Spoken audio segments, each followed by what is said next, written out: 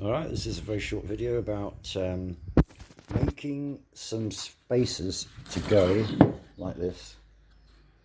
And what they're doing is, when I put the tension band around the edge of it to tighten it all up, they'll go on the edges and they'll stop the webbing into when I got it in the ratchet strap. Pulling all that tight, it'll push, but it won't cut in. That's the plan. So to make those, I was working out, how to glue them all together and apply pressure, etc.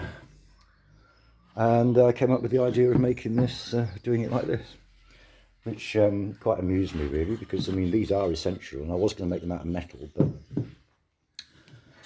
it's more expensive than I thought. So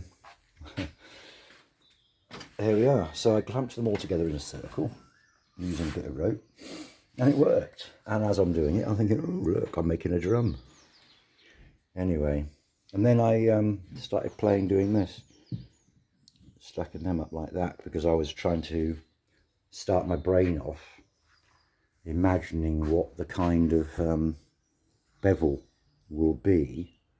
What I mean by that is that's 90 degrees, that's 11 degrees down there. So what should this be, dependent on the slope of the roof?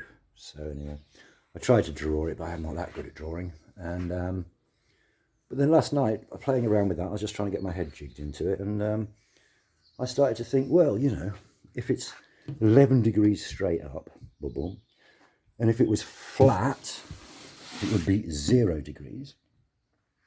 So if it's 11 degrees when it's going straight up at 90 degrees, and 0 degrees when it's flat, then, depending on the slope of the roof, that would be proportionately between 11 and 0. So, the angle of the roof is, according to the drawing, 37 degrees, according to the drawing.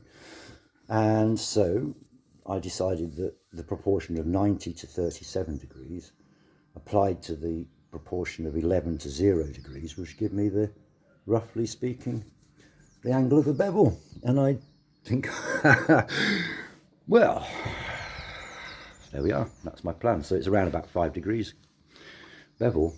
It doesn't seem right, but lots of things don't seem right, and they are. And lots of things seem right, and they're not. Anyway, what does seem right is that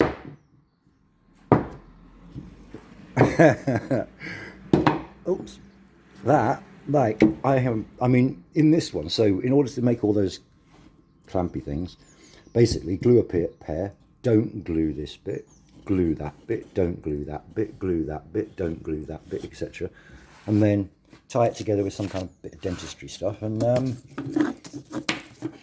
supposed to, if I had the other bit of that, one time I had a pick that went with this, and you could inspect yourself and pick out the bad bits, but I don't do that anymore. I haven't really got enough teeth left to make it worth it, really. So anyway, when that comes off there, I don't really want to, oh, I've done it anyway. Anyway, so I had made a drum, and I'm quite interested in that. So I think that when I've got a bit of time, I might make some more drums like this. I don't really know if that's the right way to make a drum. I would have always thought it would be better to get a long, perfect piece of wood and steam it. But long, perfect pieces of wood aren't that easy to come across.